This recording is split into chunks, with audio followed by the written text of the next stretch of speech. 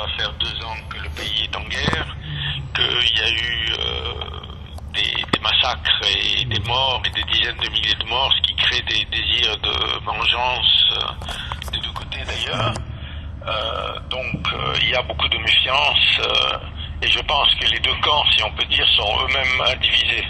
C'est-à-dire qu'on a vu que l'opposition et la proposition de dialogue a été mal accueillie par certaines personnes de l'opposition et je pense que le régime lui-même, comme l'a reconnu le vice-président Chara dans l'interview à l'Arbour, n'est pas tout à fait uni. Donc ce n'est pas évident. Maintenant,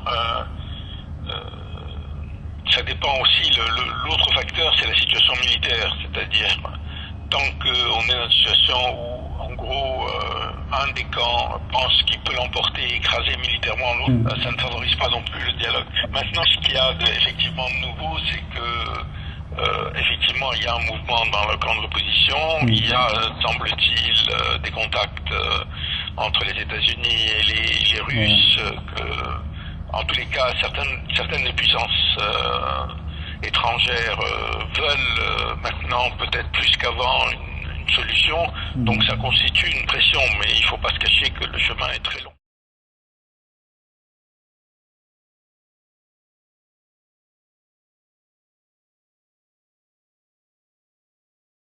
D'abord, il faut dire que la coalition, le Conseil national syrien, à mon avis, ne représente pas l'ensemble de l'opposition, malgré les efforts faits par la France et d'autres pour le présenter comme l'interlocuteur unique.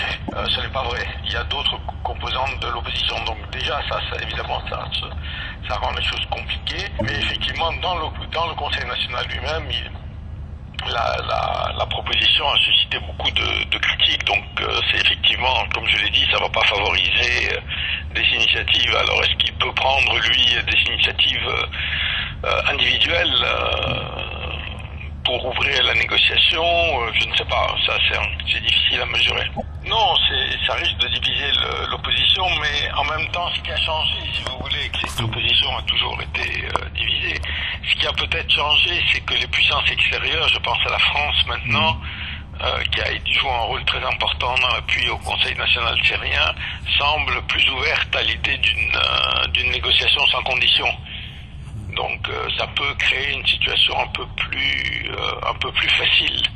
Mais bon, il ne faut pas non plus oublier que l'opposition à l'extérieur, le Conseil national syrien, je ne sais pas dans quelle mesure il représente les gens qui se battent sur le terrain et dans quelle mesure ils ont la capacité d'imposer leur vue aux gens qui se battent à l'intérieur.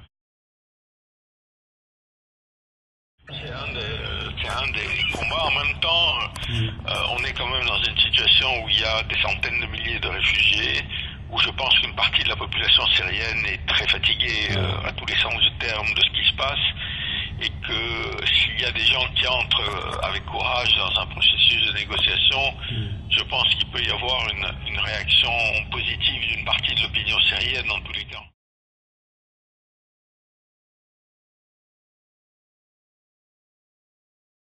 Ces pays ne sont pas tout à fait sur la même longueur d'onde, si on peut dire, et que donc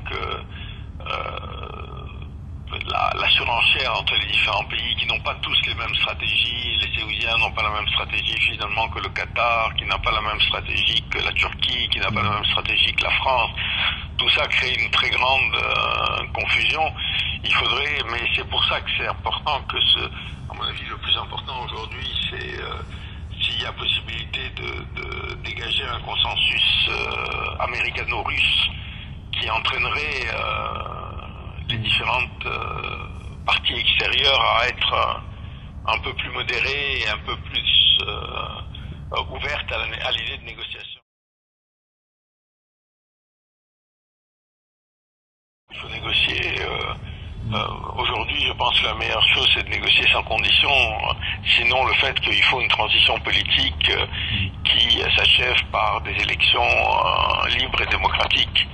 Mais sinon, je ne pense pas que les préconditions que l'opposition a essayé d'imposer, c'est-à-dire le départ préalable du président Assad, n'est pas acceptable par le régime et bon voilà, donc ça bloquait la situation. C'est ce qu'il y avait d'important dans l'initiative du président du Conseil national cyprien.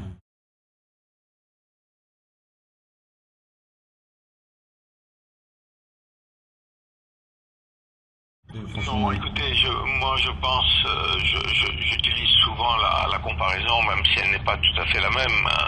Je dirais les transitions en Amérique latine après la dictature, elles se sont faites en garantissant l'impunité aux responsables des massacres. On peut le regretter du point de vue de principe, mais bon, il y aura un moment où il faudra rendre des comptes, mais ça sera sans doute à une autre étape, une fois que la reconstruction du pays aura vraiment avancé, quoi. Mais je pense qu'en faire un préalable, je ne pense pas que ce soit très réaliste, simplement.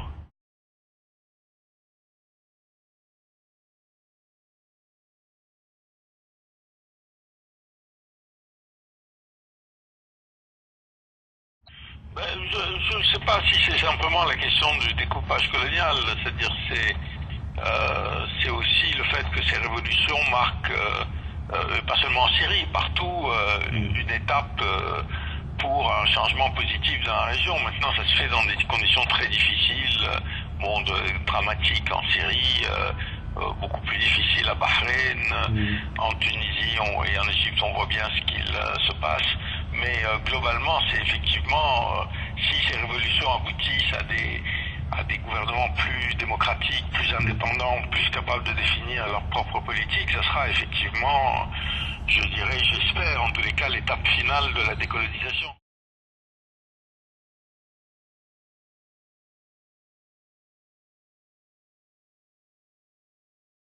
L'Irak est, je veux dire, a implosé et en même temps reste comme, pour l'instant, encore uni comme État. C'est un des enjeux, c'est-à-dire que les frontières, elles sont artificielles, mais je ne sais pas s'il y a des frontières naturelles au Proche-Orient. Je veux dire, je ne sais pas si on aurait pu tracer des frontières qui auraient... C'est quoi les frontières naturelles? Celles qui séparent les sunnites des chiites, les chrétiens des musulmans, je veux dire, donc forcément tous ces États, mais c'est vrai aussi des États européens, sont en partie artificiels.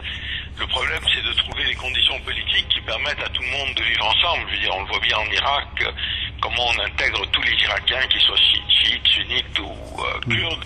Et je pense que ça sera la question aussi posée à la Syrie, avec en plus, comme en Irak, les minorités chrétiennes qui sont terrorisées par ce qui se passe.